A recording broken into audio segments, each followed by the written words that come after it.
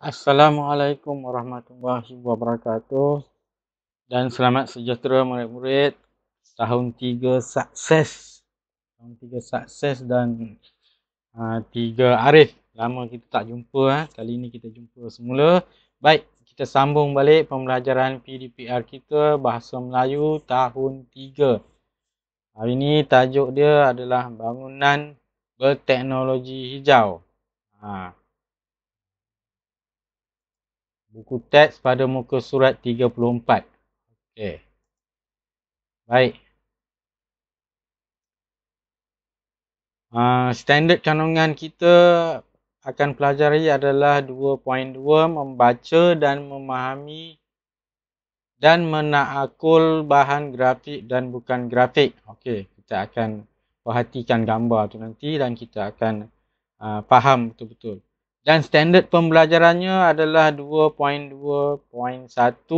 iaitu membaca, memahami dan mengecam maksud kosakata. Kosakata ni adalah erti perkataan ataupun istilah. Nanti kita akan tengok belajar.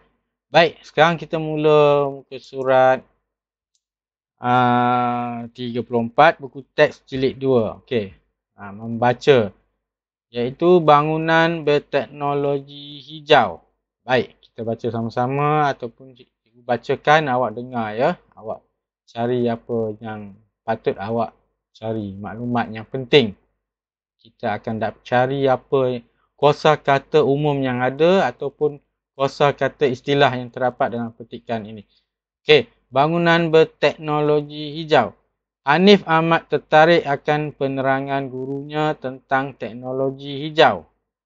Di rumah, Hanif telah melayari internet untuk mendapatkan maklumat yang lebih lanjut. Okey. Okey, tengok bangunan ni ada cermin. Semua keliling bangunan ni adalah cermin. Cermin lutsina. Okey. Cermin lutsina dipasang pada seluruh bahagian dinding bangunan. Oleh itu, ruang di dalam bangunan ini mendapat cahaya matahari yang secukupnya. Cara ini dapat mengurangkan penggunaan lampu elektrik. Cahaya masuk sebab guna cermin, cahaya senang masuk. Jimatlah cahaya penggunaan lampu elektrik. Tak payah guna cahaya lampu elektrik lagi. Jimat sikit. Baik, sambung. Tanaman pokok hiasan dapat membekalkan udara yang segar dan menyejukkan persekitaran. Kaedah ini pastinya dapat mengurangkan kos penyelenggaraan penyaman udara. Kita tanam pokok. Bila tanam pokok, suasana jadi sejuk. Bila sejuk, tak payahlah kita pasang banyak penyaman udara. Sebab penyaman udara ni dia menggunakan elektrik yang tinggi. Faham ya kelas? Baik, sambung. Panel solar yang dipasang pada bahagian bumbung bangunan dapat menjimatkan penggunaan tenaga elektrik secara keseluruhan. Pernah tengok panel elektrik? Panel solar yang atas bumbung tu, yang macam cermin. Itu adalah panel solar. Kita gunakan sumber cahaya matahari sebagai penjana kuasa untuk tenaga elektrik. Kita pakai solar, cahaya matahari. Yang ada kita tengok macam cermin yang atas bumbung rumah orang tu, itulah dia. Baik. Penanaman rumput pada bumbung bangunan adalah untuk mengurangkan kepanasan bangunan. Kesannya, penggunaan penyaman udara dapat diminimumkan. Diminimumkan maksudnya dikurangkan. Penggunaan penyaman udara kita kurangkan. Dengan cara ini, pembebasan gas berbahaya dapat dikurangkan. Pakai pendingin hawa ni, dia mengeluarkan gas. Kita kurangkan penggunaan penyaman udara, dapatlah mengurangkan pembebasan gas yang berbahaya. Sebab aircon dia guna gas. Peti sejuk pun guna gas. Peti sejuk yang kita ada di rumah tu pun guna gas. Gas tu berbahaya untuk kita. Okey, faham? Dah, kita dah baca sama-sama dan kita akan kenal pasti maksud kosakata yang ada yang berwarna merah tu. Yang berwarna merah tu kita akan cuba cari apa makna je. Okey, cuba tengok info bahasa tu sikit. Kosakata umum ialah perkataan yang biasa digunakan oleh anggota masyarakat. Contoh, udara. Udara. Ialah campuran berbagai-bagai jenis gas yang terdapat di atas muka bumi ini. Udara tu adalah campuran. Maksud udara tu adalah berbagai-bagai jenis gas, iaitu gas oksigen lah yang kita tahu untuk kita bernafas. Baik, seterusnya kosakata istilah. Istilah ni dia istimewa sikit. Dia khas ya, untuk benda-benda tertentu, benda-benda khusus. Contohnya untuk bidang ilmu yang tertentu. Contoh cermin lut sinar. Di istilah sains, cermin lut sinar ialah cermin yang dapat dilihat melalui bidang kejuruteraan. Okey, cuba kita cari apa maksud cahaya. Siapa tahu? Apa maksud cahaya?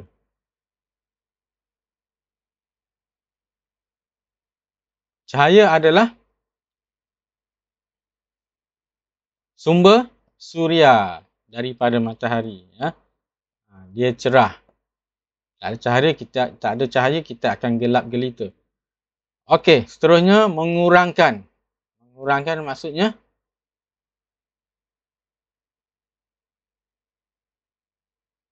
Mengurangkan. Meminimumkan. Kita guna sikit. Meminimumkan. Ya. Contohnya macam di bawah ni. Diminimumkan maksudnya samalah dikurangkan. Penyaman udara. Apa maksud penyaman udara? Ini kosakata ni, penyaman udara. Adalah alat yang menyejukkan suasana udara sekeliling. Itu adalah alat yang menyejukkan suasana sekeliling supaya jadi sejuk. Menjimatkan maksudnya mengurangkan kos. Itu menjimatkan. Jimatlah kita mengurangkan kos. Dan akhir sekali gas. Gas adalah yang kita cakap tadi, gas adalah campuran berbagai-bagai jenis gas yang udara, contoh oksigen, karbon dioksida, itu adalah gas lah. Ya. Okey, faham? Seterusnya kita akan buat aktiviti ini kita baca saja dan kita faham saja.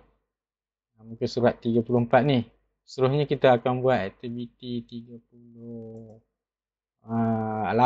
Buku aktiviti 2. Aktiviti 2. Okey, baca petikan. Padankan maksud dengan kosakata dalam petikan. Sini ada maksud kosakata. Ada 6 kosakata. Berbuih, sumber sesuatu kejadian, apa-apa yang tertinggal, sekeliling tempat, gerakan sesuatu yang cair, menyebabkan menjadi kotor. Kita akan cari yang mana satu maksud dia dekat dalam petikan ini. Boleh tak? Okey, kita tengok sama-sama ya. Okay, di bawah ni ada video dia, kita buat sama-sama. Nanti bila kita dah selesai belajar ni, awak buka buku aktiviti, surat 38, buat sendiri ya. Kita tengok video di bawah ni. Okey, sini ada video. Kita tengok sama-sama ya. Buku aktiviti muka surat 38.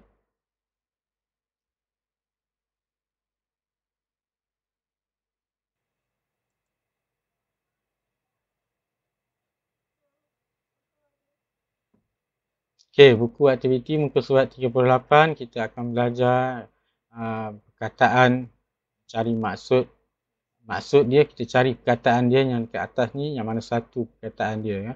Ada 1, 2, 3, 4, 5 perenggan. Ada 5 perenggan di sini. Kita akan cari maksud dia di situ. Baik. Ini contoh dah bagi satu. Berbuih. Ni dalam ni ayat pertama tadi, berbusa kan. Kiran berjalan pulang dari sekolah, dia ternampak air longkang berbusa. Berbusa ni dah bagi maksudnya, sudah ada tulis sini. Berbuih. Berbusa tu maksudnya berbuih. Kita tengok seterusnya macam ni. Dan seterusnya ni 2, 3, 4, 5, 6 kita akan cari dalam perenggan-perenggan yang berikutnya. Baik. Kita akan baca sama-sama.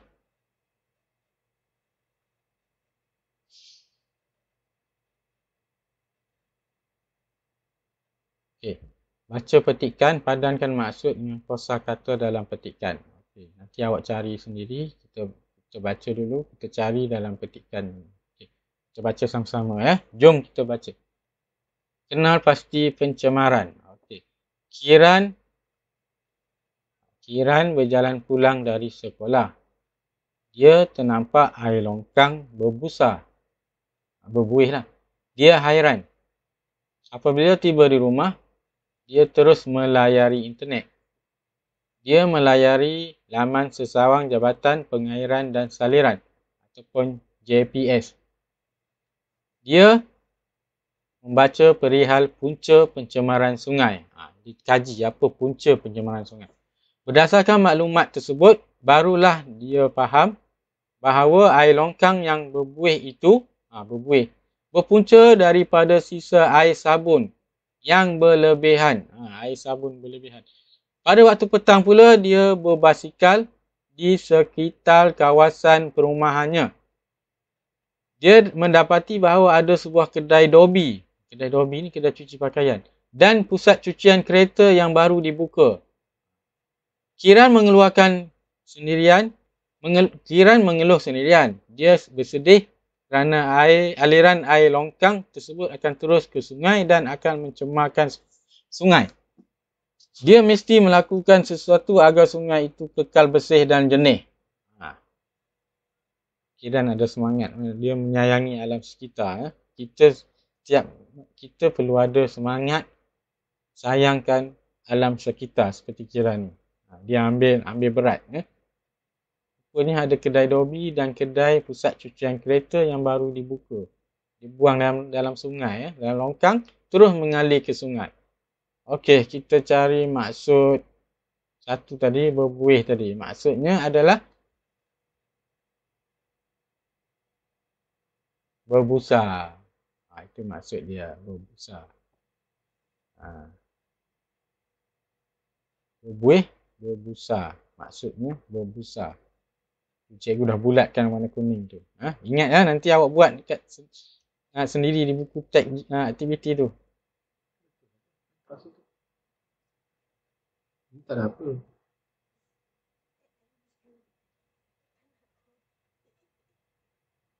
Baik, seterusnya maksud yang kedua, sumber sesuatu kejadian. Kita cari di mana sumber sesuatu kejadian. Cari kat perenggan berikutnya. Kat atas ni. Mana dia? Apabila tiba di rumah, dia terus melayari internet. Dia melayari laman Sesawang Jabatan Alam Sekitar dan Saliran. Dia membaca perihal punca pencemaran sungai. Perihal punca pencemaran sungai. Sumber sesuatu kejadian adalah, siapa tahu?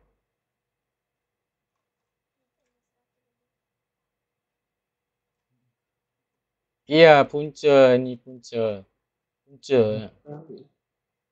pencemaran sungai. Sumber sesuatu kejadian itu adalah punca.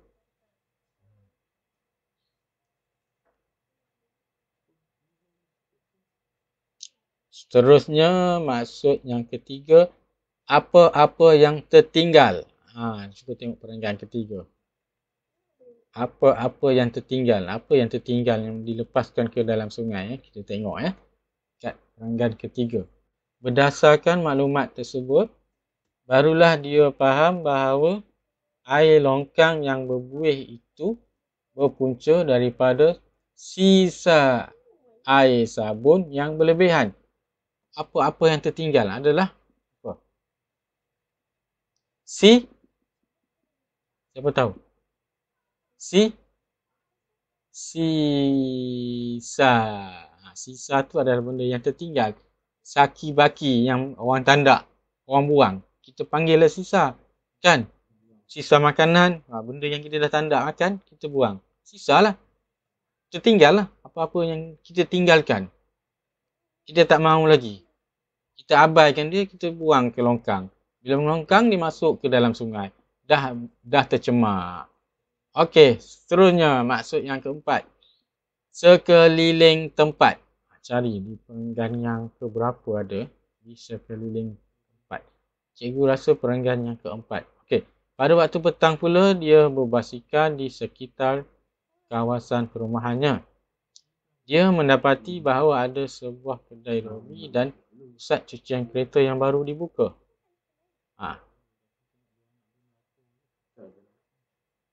Cuba cari sekeliling tempat. Apa? Sekeliling tempat. Apa? Cuba cari. Di apa?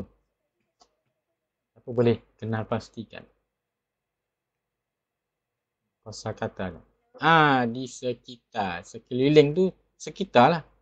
Samalah maksudnya dengan sekitar.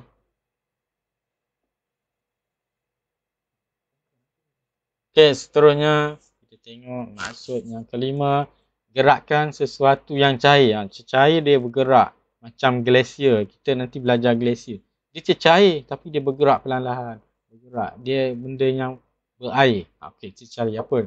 Perenggan yang ke 1, 2, 3, 4. Perenggan yang ke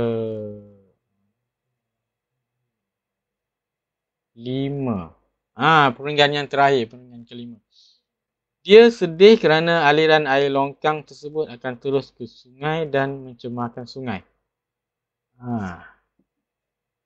Dia mesti melakukan sesuatu agar sungai itu kekal bersih dan jernih.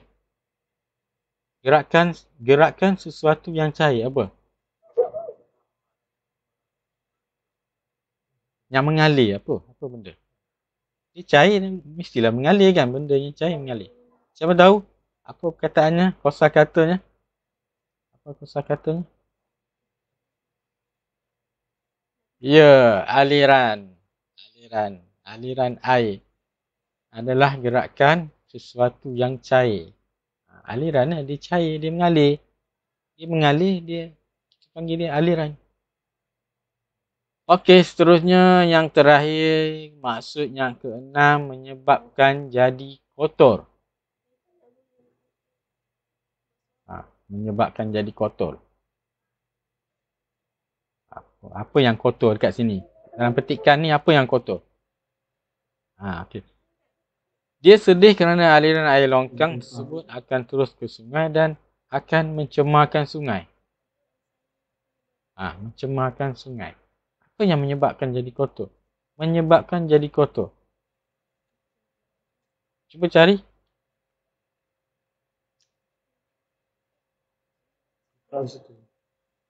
Ini dia. Itu dia. Cikgu tunjuk tadi. Mencemarkan. Menyebabkan kotor. Mencemarkan lah. Benda bersih kita jadikan dia kotor. Tercemar lah. Mencemarkan. Okey, itu saja hari ini kita belajar. Dan cikgu harap awak buat muka surat 38, buku aktiviti. Ada 6 tu perkataan tu. Awak isikan ya. Nanti hantarkan dekat Google Classroom. Cikgu akan bagi grade dekat Google Classroom. Okey, boleh. Kita belajar itu saja hari ini, sikit saja. 2 muka surat. Buku jilid 2, buku teks dan buku aktiviti jilid 2, muka surat 38. Okey, selamat belajar dan minggu depan ataupun besok cikgu akan cerita sikit berkenaan dengan pertandingan melafazkan syair. Cikgu akan pilih 3 pemenang ya. Setiap kelas 3 pemenang. 3 arif, cikgu pilih 3 pemenang. 3 sukses pun cikgu pilih nanti 3 pemenang.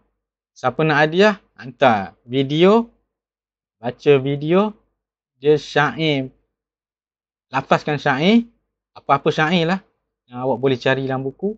Ataupun kalau tak dapat syair, nanti cikgu carikan syair, awak baca, rakam dan hantar. Cikgu nak pilih pemenang. 3 orang pemenang. 3 sukses 3 orang. 1, 2, 3. 3 arif pun 3 orang. Okey. Boleh kita bersyair macam yang unit berapa kita syair tu. Syair budaya kan. Macam itulah. Okey, sekian. Terima kasih. Selamat belajar.